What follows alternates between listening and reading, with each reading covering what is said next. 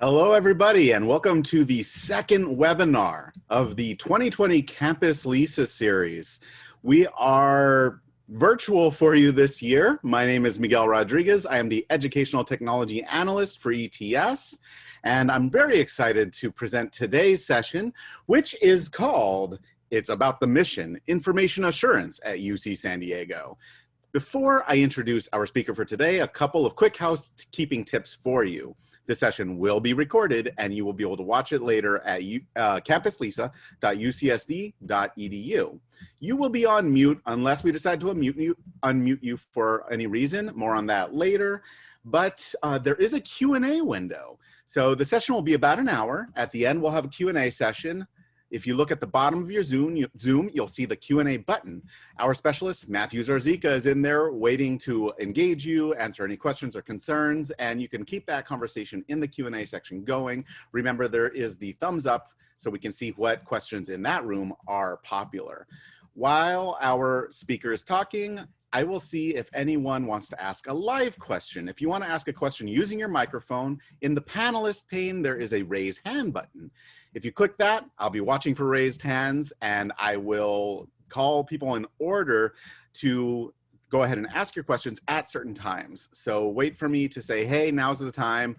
But first, we're going to let our speaker go for a bit. By the way, who is our speaker? Today, our speaker is UC San Diego's Chief Information Security Officer, Mike Korn. Mike, thank you so much. We're honored to have you. Oh, I'm thrilled to be here. It's a privilege to get a chance to talk to everybody. So let's go ahead and see what you got. All right, let me share out my screen here. There we go. So this will get us started. And by the way, I hope everyone's doing well and not having too much cabin fever these days. I have to say this working from home thing is both good and bad. I like the fact that in the 20 minutes after this session, I can go in the kitchen and make lunch instead of racing out to buy something crappy. So that part is really nice, but I hope everyone's healthy and doing well. So, you know, when I first started thinking about giving a Campus Lisa talk this year, I remembered that I did a talk my very first year here at UC San Diego. And I talked about sort of how I envisioned the security office going. So initially I thought, why don't I talk about what we've done in the last three and a half years? But at the end of the day, I said, let's not do that. Truthfully, this group, this community, you all know what the security office has been doing. I hope you appreciate, I've been trying to be very transparent about our activities and our plans. Sometimes we're more successful at that than others. And like your shops, there are some things that I'm really, really proud of, and there are other things I know we need to do a better job of. We certainly need to mature our operations. That's a never-ending cycle. We're never finished. So instead, what I thought I would talk about today is more about the mission of the office and the mission of the institution.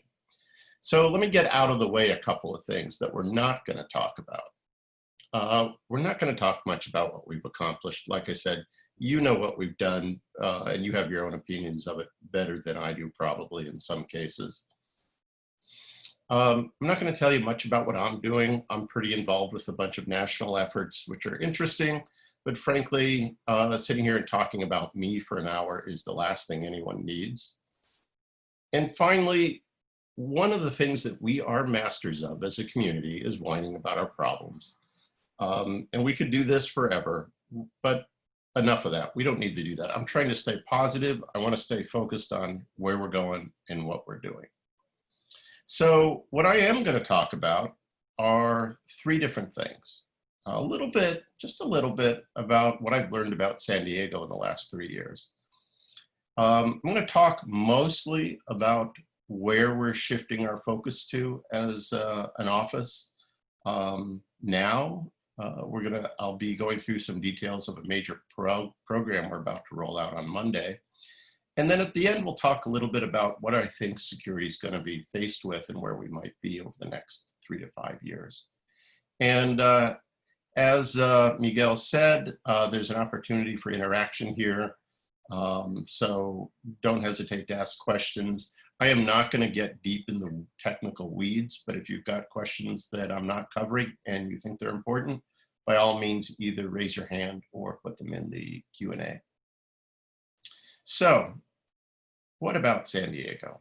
Well, this is my third major institution I've worked at. And one of the things that's interesting, and for those of you that have spent most of your career here, in many ways we're the same as other major institutions. My last job was at a small private institution. And to be honest, I felt more at home after a week here than I did after 3 years at my last position. A large research one institution like San Diego, we do a lot of really cool things here. The scale is similar. We have giant networks. We're extremely diverse. We have distributed IT. Many people in the business world don't understand this. They're like, what do you mean you have distributed IT? Doesn't everyone work for IT? At an institution like San Diego, and this is true at most R1s, most of the IT staff don't work for the central IT organization. And of course, I'm happy to complain about budgets. I don't know if I've shared this story or not before, but I was waiting to get a sandwich with the fellow I worked with at my last job. And we were complaining about not having the resources we needed to do what we thought we were being asked to do. And this woman behind us in line just suddenly looked at us and said, will you two shut up? And she said, I've worked with IT people for 30 years, and all you people do is complain about budget. So this is the same everywhere. Now, we do have some distinct features. We have a very, very big research footprint in the health system. I think UC San Diego brings in something like $600 or $700 million a year from NIH. That's unusual. My last job, or my first job, we had a very large school of medicine, hospital, teaching hospital at the Chicago campus. They did not have the research footprint we do here. We also have this gigantic DoD footprint. As many of you are probably aware, many of you probably aren't aware, San Diego dwarfs the other campuses in terms of DoD funding and work that we do. You'll notice I scratched out SDSC after putting it on my slide. SDSC is one of the crown jewels of the campus. For me, however, I also come from another institution that had another supercomputing center. So for me, it was like coming home to see SDSC here. And ironically enough, both Larry Smarr and Mike Norman, who runs SDSC, both come from that same institution I did. So for me, having a supercomputing center is wonderful. I work with those folks closely quite a bit, but it isn't all that distinct for me. Qualcomm Institute, very distinct. And of course, many of you know SIO is an unusual place. It's unusual in the sense that there's probably only 3 or 4 other places in the world that do the scope, breadth, and depth of marine science they do.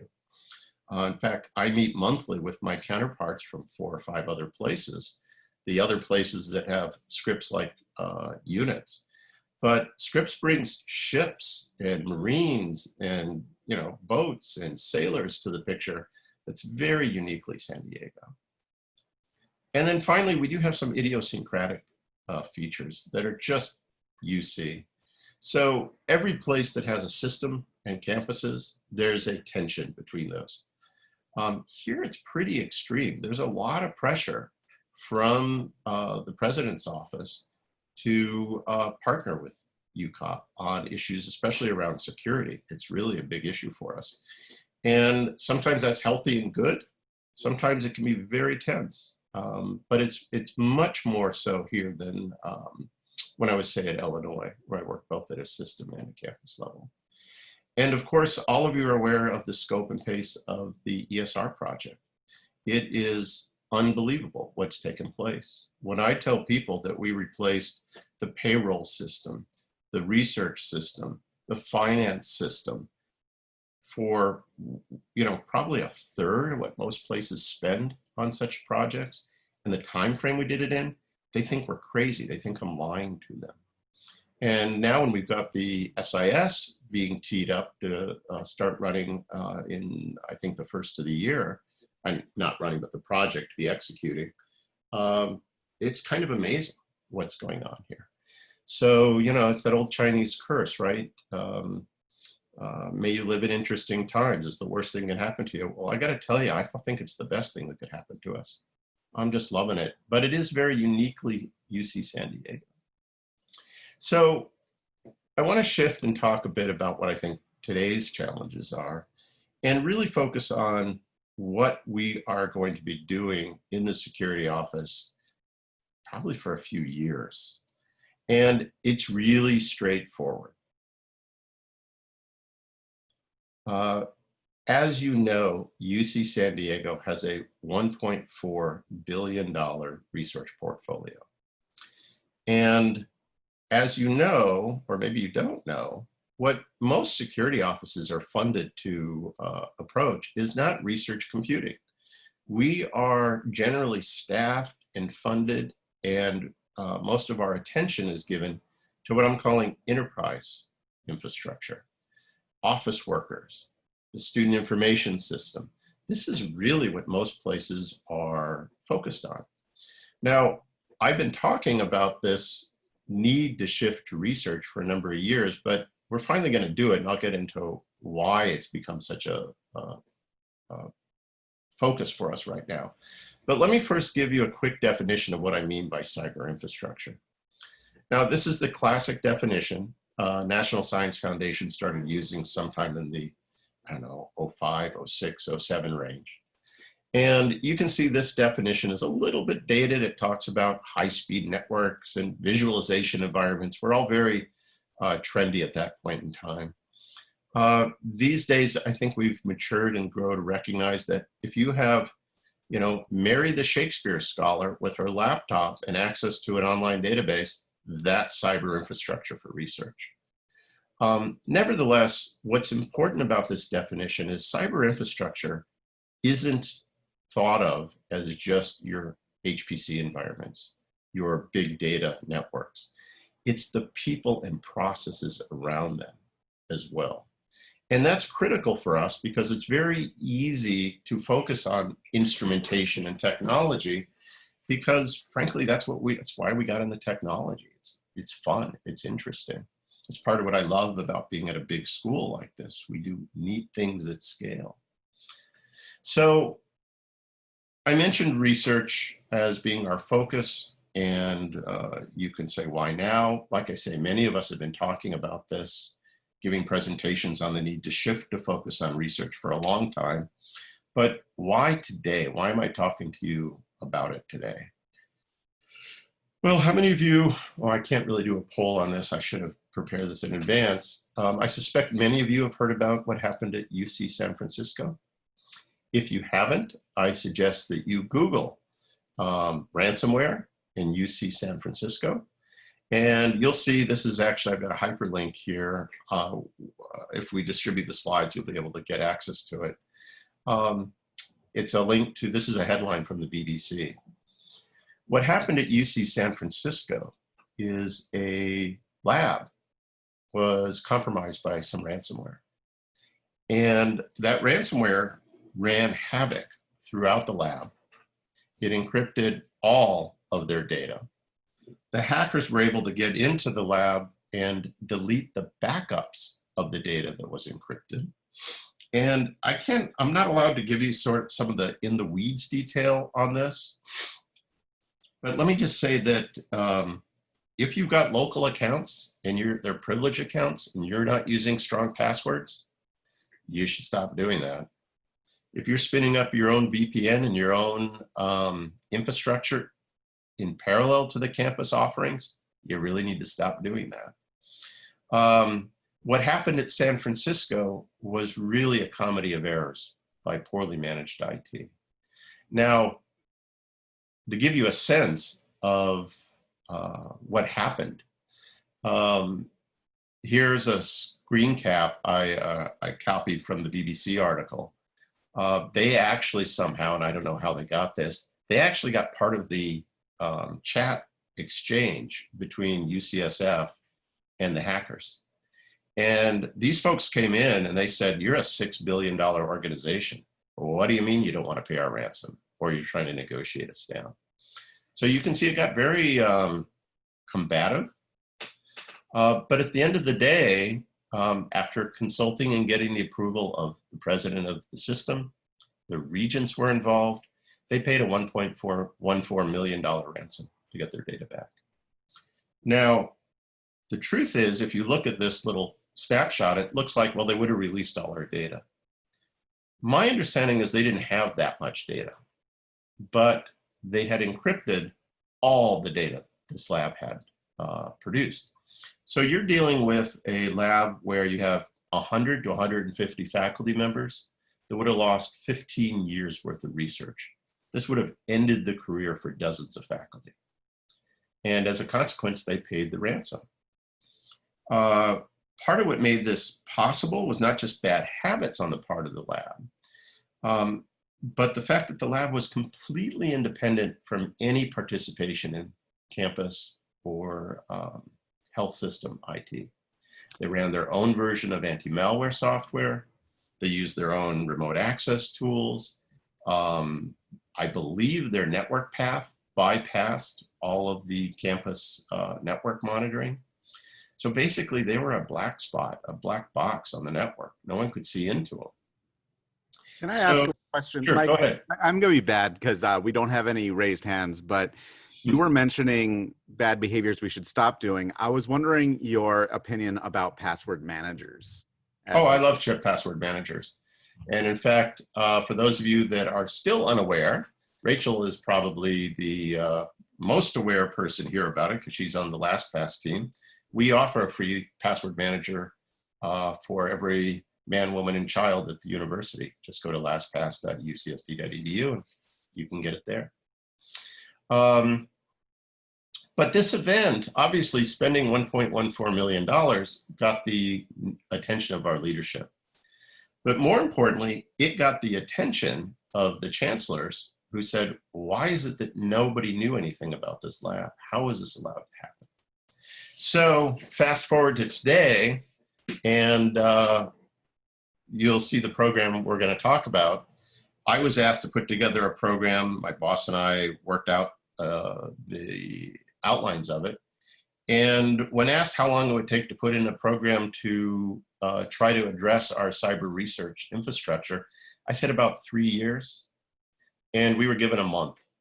So a lot of what you're going to see today may look like it's a little rough around the edges. I apologize for that. But I want to make sure you understand we were doing this in a sprint and we're still working on it. So ransomware is a big deal. It can be catastrophic, but of course, some of you know we see ransomware attacks all the time. We stop many every day. Most of them are very minor. But there's a whole slew of activities that we see on campus that are not just ransomware, but are of just as big of a threat to us and things we put a lot of time into. National security, we do, again, I mentioned our DoD footprint. We get an awful lot of attention from state actors here, much more. In fact, it used to be I give talks about how the campus just saw workaday attacks and the supercomputing center saw all the state actor attacks. It's not the case anymore. At this point in time, we see attacks by state actors across campus daily. Political and social unrest. Anyone who reads the news knows how this is being used to foment distrust in the government, distrust in our election system. We've had Zoom bombings here that were instigated by state agencies in unfriendly countries. And they do it specifically to, exactly as it says there, create social unrest. Many of you probably saw the announcement that Russia announced that they have a cure for COVID. Maybe they do, maybe they don't, time will tell. But there is enormous interest in vaccine research. And I might point out, we have something like 450 faculty who study things around COVID. So even though the vaccine around COVID may turn out to be public data that gets shared, countries like Russia, like China, are trying to build out their own infrastructure. They want to be contenders in this area. And so they're searching for this kind of intellectual property. when I look at this, the stuff you see down here, this is kind of workaday. We see ransomware, we see attacks on credentials, that's going on all the time. But all of this stuff really starts to look like it's attacking our research cyber infrastructure. And frankly, we've been ill prepared to tackle that. I want to talk a little bit about why that is. But before I do that, let me just say a couple of words, which I hope doesn't offend anybody or bother anybody. Office workers, many of you are supporting administrators, office workers, everyday environments. Doing security in these things isn't something we have to figure out how to do. These little practices that I've got listed here, this is the same stuff we were telling people to do 20 years ago when I got into security. And if you do these things, guess what? You really don't have to worry about security a whole lot. The professionals are gonna get in no matter what we do, but the workaday stuff, the easy stuff, the stupid stuff, a lot of the ransomware isn't sophisticated. These are gonna stop it. And the message I have to give you is that if you are a sysadmin or if you support endpoints and you're not doing these things, you're really not doing your job. Now, that sounds harsh, and I know we're all busy. Every single day there are things I don't do that I should do because I'm too busy. That's my answer. But the reality is we have to find ways to do these things, and we're working very hard to try to make them as turnkey as possible. The one thing I will say, and I hear from several of you about this over the years, you run into problems where your unit, either faculty or your bosses, won't let you do some of these things. All I can say at that point is come and see me. There's often a back channel way to help clear up those roadblocks and to try to free you up to do what you need to do. So let's talk for a second about why securing research environments is hard and non-trivial. So I think most of you can probably produce this little chart yourself. Here's sort of how I describe what I call enterprise computing, office worker computing. You know, again, it's usually using COTS, common off-the-shelf technology. We're talking about offices and data centers. Staff, even though many of them are cantankerous, most staff will generally follow the rules or try to follow the rules. This is fairly predictable. When you look at the research side, you've got a whole different cup of tea. You have less control. Many times when we, even figuring out who's in charge of something takes time. It's not at all uncommon when we discover machines compromised and we believe it's a research machine. It can take us 3 or 4 days to figure out who's responsible for that machine. We'll reach out to the unit IT staff and they don't know. There's a lot of custom hardware and software out there. Planes, trains, and automobiles. Again, we've got ships running stuff that you can't talk to, and all the communications with them is over a satellite. Faculty have their own culture, their own relationship to policy. It's just completely unpredictable, with one exception: it's predictably urgent when they've got a problem.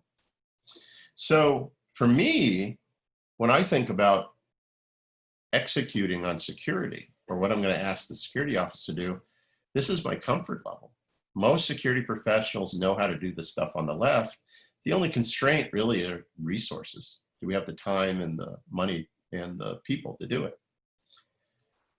But for the researcher, they're not interested in what's taking place on the left. They live on the right.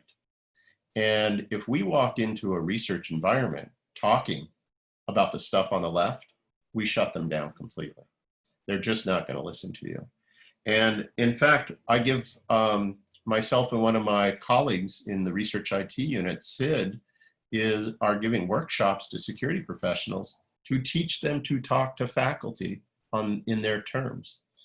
You can't use words like controls. It's very difficult to use the word must. You really need to view their life through their eyes. And so fundamentally, most security professionals are challenged, and most IT professionals find this challenging as well.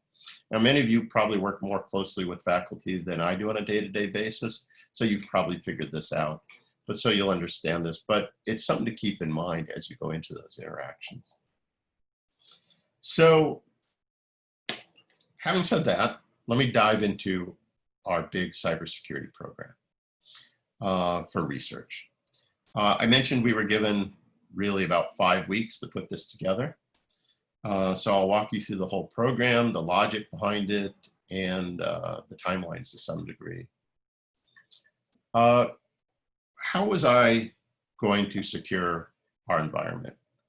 When the chancellor said, come up with a model, I'm faced with the fact that we have 2,000 faculty, maybe 3,200 researchers. We have somewhere between 1,300 and 1,700 labs identified on campus. We can't boil the ocean. If I had to make all of those secure, I would need tens of millions of dollars and a small army of people, or maybe a large army of people to run around and do that. Just to inventory it and find out where they are would be challenging. So we really started looking at how do the bad guys operate. And there's my little picture. We'll call that little guy the David Hutchins of my slide presentation. They come looking for something opportunistically. We do find that there are hackers who come in looking for one specific lab, one specific thing, and they target it. But that's actually pretty rare. Even the state actors, they come in and they find something that's easy to compromise, something else that's easy to compromise, something else, and they just sort of work their way till they're close, and then they're there. This is really what we see for most of the environment. So given that we're living in the time of COVID, we went looking for a different metaphor since we couldn't boil the entire ocean, nor do I'm convinced that boiling the ocean is the right approach. We said, can we take a herd immunity approach? And so if you look at our whole environment and you say, well, those pink dots are the labs that do support our basic tool set that we have instrumented. Those are the places that can or are willing to secure according to our guidelines. Not everyone. I don't have no illusions that we can get everyone to do this. Now what happens, the bad guys have to work their way there more circuitously to get to where they're going. And what we really want to have happen is they hit a tripwire. They hit a lab by mistake that we've instrumented. And at that point, we have a detection, we can respond. Now, this notion of herd immunity, the question is obvious. If some of you are probably thinking about this, how many pink dots do you need to be successful? Well, classically, there's an equation for that. And I've given you in the at the bottom of this a link to where I got this information. And I also have another link at the end of the slide deck explaining herd immunity. The truth is, to some degree, this notion of herd immunity, and you'll see me in the materials that we're going to put online related to this program, talk about social distancing and masks as metaphors for what we're trying to do. To some degree, this is a rhetorical gambit. Truthfully, no one can tell us precisely how many machines we need to instrument to achieve what I'm calling herd immunity. It's not clear that a piece of malware spreads through our environment analogously to the way a virus spreads through a population, but it's similar enough that it's an attractive metaphor. It's understandable. And frankly, it still sort of hits that common sense criteria of meeting something we need. Now, the critical vaccination level is the question, right? How many machines do I need running our anti-malware software before I can say, I basically instrumented the entire population? Honestly, I think the next year we're going to find out. Because what we will do as we get out there and start deploying our solutions more aggressively, we'll watch how many compromises we have take place, how many detections we have. Every detection we have out in the research environment that currently we wouldn't be seeing is an indicator of success. So this is going to be a very interesting exercise. So I'm talking about inoculating the environment. Let's get to the nitty-gritty a bit. And this is where you folks will probably care the most about this. What are we going to tell people they have to do? And by people, I mean faculty. And by have to do, I mean have to do. What I'm going to show you here will get codified in policy sometime in the next semester, probably by the end of the year. We have the backing of the campus leadership. We've started talking to the faculty senate about this. But you know, this is a big place. There's going to, no matter what we do, there are going to be a lot of people that haven't heard about it. So there's a bunch of caveats in what I'm about to show you that you better pay close attention to. It'll be helpful. Here are the required practices. Now, what I want to call out is a couple of things. Almost all of these say, if possible. So for example, we're going to be providing a anti-malware solution, FireEye HX, and say, you have to run that. You don't get to go pick up your favorite one at Best Buy or whatever came with your Windows machine. You got to run ours because that gives us data back in the mothership. We can correlate with network intrusion data. But frankly, there are going to be plenty of machines that can't run that piece of software. Okay, here's a plan B. But for each one of these, where it's not possible, we want people to acknowledge that it's not possible in the process of this program. I'll explain that in a minute. But the other piece I want to point out is you'll notice I'm not saying, here's a control set. Go make sure that you're scanning everything for viruses. What I want to do is not talk in security speak. I want to encourage common best practices and not present this as a set of controls that they have to figure out how to understand. So I have these 6 practices here. Behind the scenes, what we've done is map all of these to an enormous set of technical controls that we actually get out of doing those 6. And I just show some examples here on the right. The reality is there's probably 3 times as many regulatory controls we get if you do those things on the left. So I want to make sure that you understand that we are not going to people with the stuff on the right.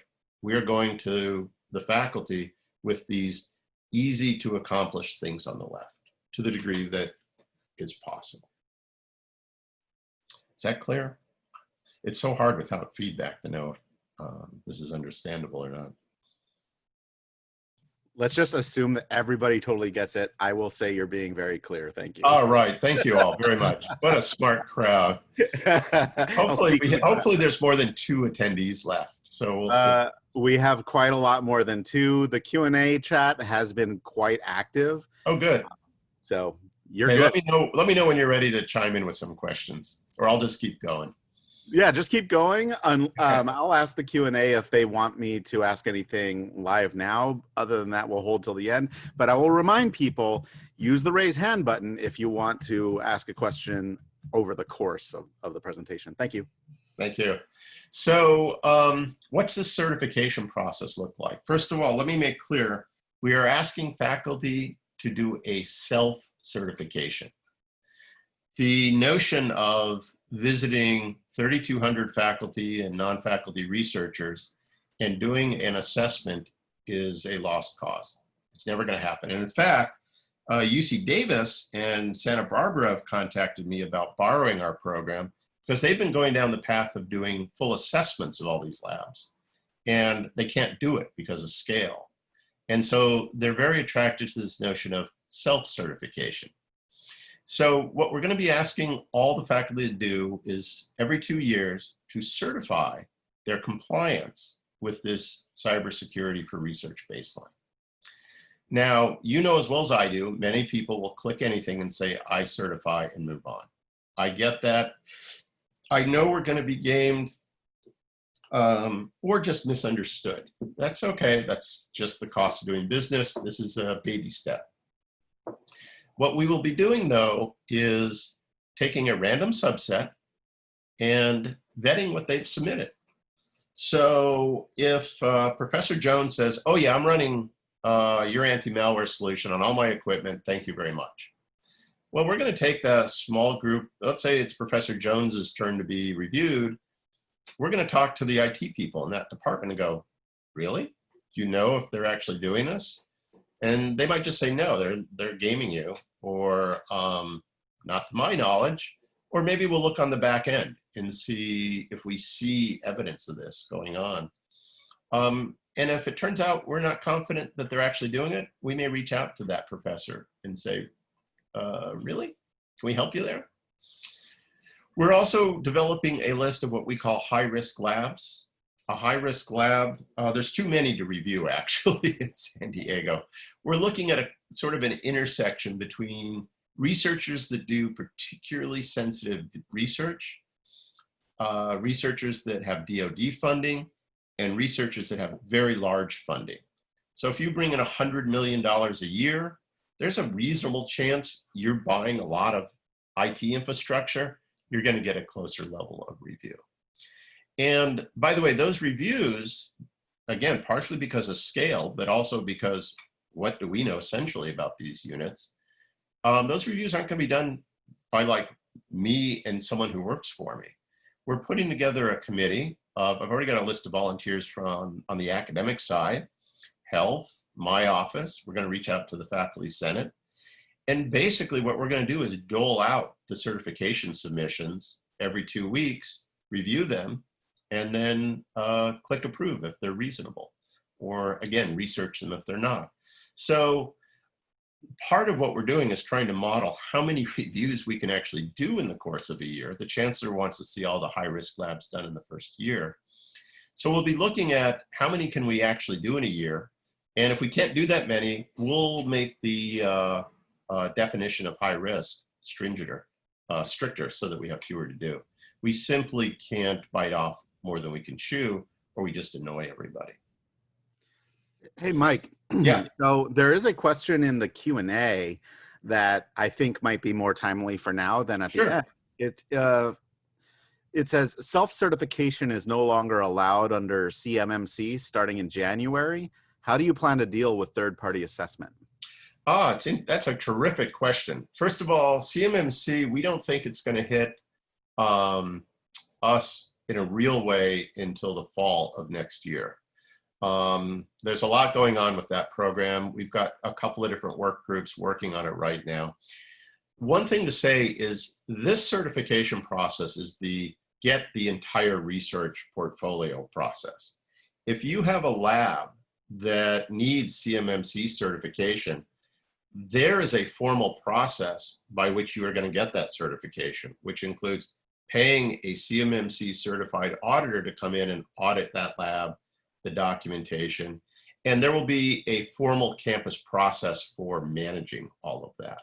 So it's interesting you mentioned that, though. Most of this, the control set I showed you on the other slide, actually maps to the CMMC level 1 certification, because what I would love to be able to do is go to any auditor who's interested in the security of a lab, or a granting agency, a funding agency, and say, this lab is certified compliance with this baseline, which by the way maps to CMMC level 1. Suddenly now we have a common language between us and the auditor, or in the funding language, funding organization. So that's the answer to that. Let me talk a little bit more about the certification process. We have put together a spreadsheet to collect the information. I'll show you what that collects in a minute. The certification process does not require the PI to collect the information. Basically, anyone the PI asks to do it can collect this small amount of information, enter the data online. The person who has to certify receives a notice. We're doing this with Quali Build. They'll go in, they'll review the data and hit, I certify this is correct. We review it. If it turns out they're on the review list, and then they get their certification. So we think this is going to happen very quickly. I'm expecting no more than 2 weeks for the final stamp of approval for the reviewed ones. The ones that don't get reviewed, it should be a day or so.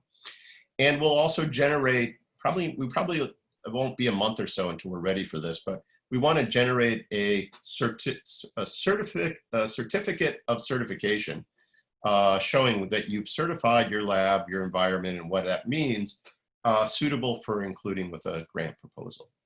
Talking to some of the funding agencies, they say they would really appreciate seeing something like this. So you're curious probably about what data we're collecting. By the way, I should probably peek and see how we're doing on time. Okay, we're good. Keep you straight there.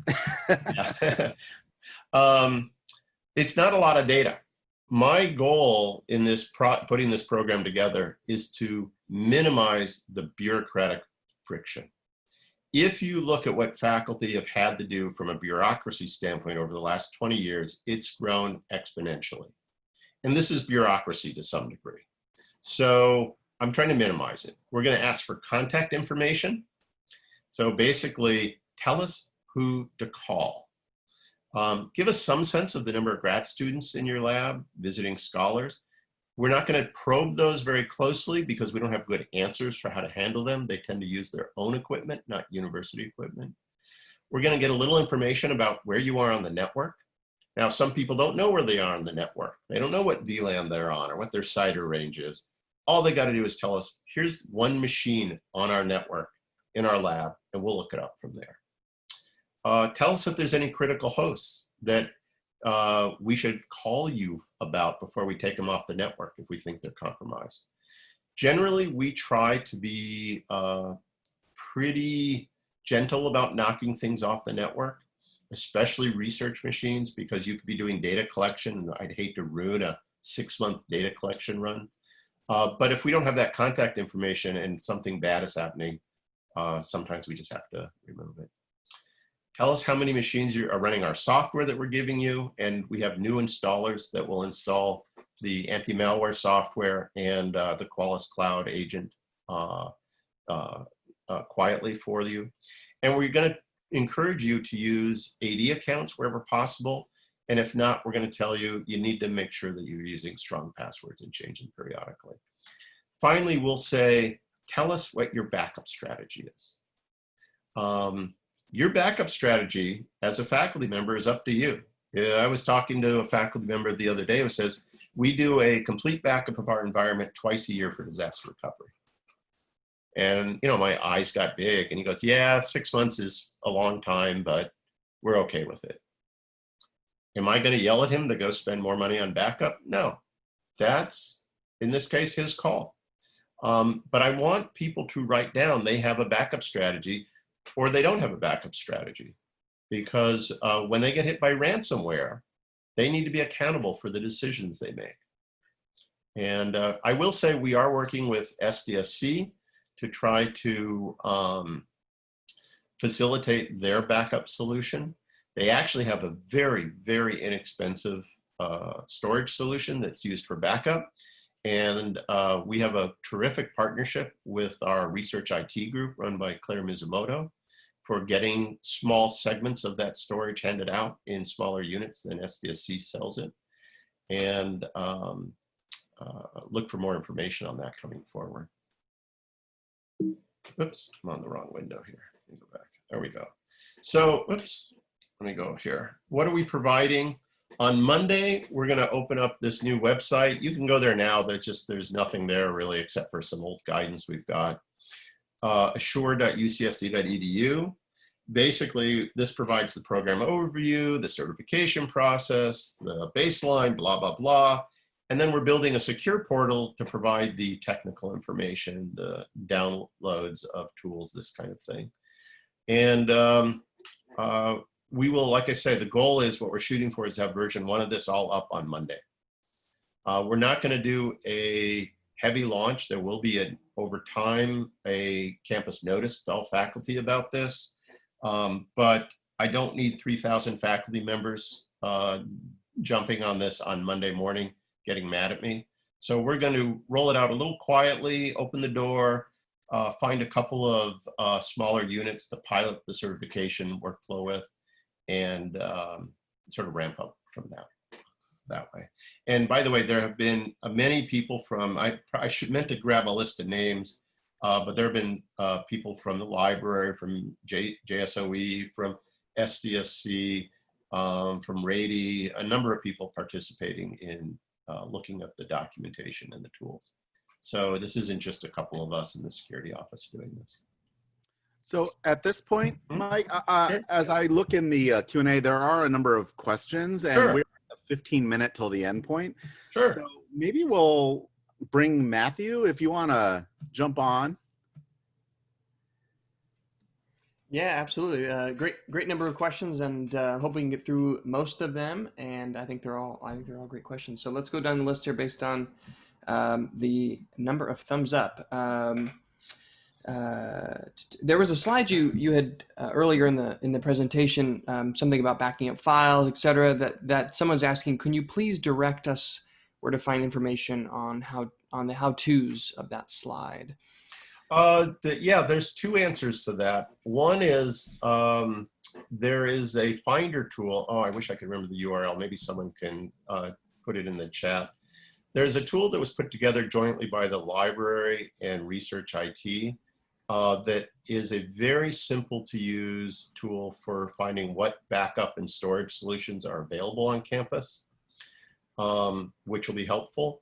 As part of this program, though, we are putting together extensive guidance on how to make sure your backup is ransomware resistant. And there's two things that we're also doing. I mentioned the SDSC offering, which I really think is a terrific offering for that middle to long tail of science group, the people say from 1 to 20 terabytes of storage. But we're also looking very closely at the licenses for Druva and CrashPlan for laptops and workstations. Those are very inexpensive, relatively speaking. Well, no, they're just very inexpensive. They're like 60, 70 bucks a year and for unlimited storage. And we're going to be making documentation about that available as well. Great. Another question that had a number of thumbs ups. Can a research lab request an audit or review for compliance? Oh, you sure can. One of the things I left off of here, just because I was trying to keep it simple, we are committed to a third tier review. You know, the first is self certification. The second is this lightweight review. Third tier is if they really want us to come in and do a proper assessment, we will do that pending our capacity. And we are looking to form some agreements with third parties, auditors, that as well as AMAS, that could come in and do a more formal written review on demand. It's interesting, when I met with the faculty senate, several of them were very interested in the notion of a short fee review that's more rigorous. I think that's great. I'm a little skeptical we'll get as much uptick on that as you might think. I believe SDSC can also do that for a fee as well. So absolutely. Very good. Another question here. This one's from an anonymous attendee. Given what happened at UCSF, is there a system-wide initiative to secure this? And they commented, glad to see UCSD is a lot more advanced in securing the research environment. Thank you. That's good, kind. And yes, as a result, in fact, I have it in my inbox. The president has launched on her way out, a work group that I believe I'm on of the CIOs, their bosses, of some of us CISOs, to get together and formulate a system-wide response to the challenge of research. You know, whenever you start getting that many cooks stirring the pot, I get a little nervous as to what can come out of it. That's why I'm going to make time to participate in it. But I will say, I don't know if we have the best program, but I think we have an interesting program going on here. And I think it's very palatable to faculty, given it's a self-certification. So I'm guardedly optimistic that this will help inform that conversation. Great. Another question from another anonymous attendee. Can campus arrange and pay for cybersecurity boot camps, ending with various certifications for various groups that have IT duties that may not be quote unquote IT? I have thought about that quite a bit. You know, if this were 6 months ago, I'd go, of course, let me put that in my budget request. But I got to tell you, this is going to be a very challenging time. to ask for money. You know, I mentioned CMMC earlier. You know, we have several $100 million in DoD funding that may need to be CMMC compliant, but I'm still very cautious about bringing forward the needs we have for CMMC support, simply because we are in the worst possible time to do that. Having said that, I think it's a terrific idea. It would be good to know what would come out of that. The impression I get is just to say, let's go train people, they'll go, great, but how do we measure the impact of that? How do we measure the results of that? How does the campus leadership hold me accountable for the results of that kind of training? I think if we could put together a proposal that addressed the outcomes and deliverables of such training, it'd be much more kindly looked at than just a generic, give me money to bring in somebody. So that would be a perfect task for a community of IT professionals to take on. All right, question here from Scott Sakai. What information can be collected by the anti-malware software, and who has access to it? The anti-malware package we're using is FireEye HX. That's where I think I sent a note out about that. FireEye, I wasn't prepared to bring you a list of those kinds of things. It collects quite a bit of data. I will tell you that the only people that have access to it are in the security office. FireEye does not support a multi-tenancy model where I could say, okay, you folks at Rady, here's your set of accounts that you can manage. When I met with the faculty, what they asked me to do is put together a separate policy around FireEye that restricted the data it collected for them. Now, this, of course, has made Leon Noteware's head explode because it's not exactly clear how we how we deploy the policy. If someone just goes and installs the software, how do we know who they are? How do we know to apply a different set of features on the product to them? So we're still wrestling with that issue. My suspicion is what we'll end up doing is enabling the full capacity of the product to server-based equipment and have a lighter weight policy that doesn't collect quite as much information on end user equipment. But that's a work in progress. So I don't have a great rich answer for you, Scott, on that one. Another question from Scott. Does the guidance regarding secure backups define the necessary attributes or capabilities to be deemed secure? Hopefully, yeah, a lot of that is getting worked in there. And interestingly enough, we recently did Daniel Quash, who works in my office, did a security review of the Cumulo storage at SDSC. And Winston Armstrong, the CISO at SDSC, went through that recently. And he's very confident that the Cumulo solution meets our needs for protections from ransomware.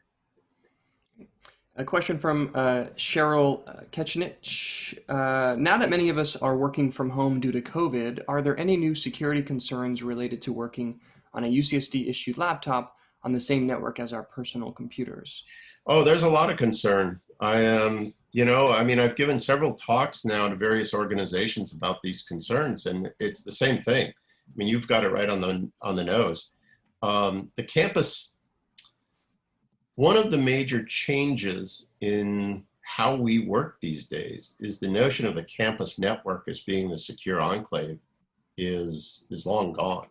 Most of our services, and I have slides later on, which we probably won't get to, exist in the cloud, someone else's network. And that's just a feature of our environment these days. Home networks worry me a lot because people do all sorts of stupid things on their home networks, or their family does.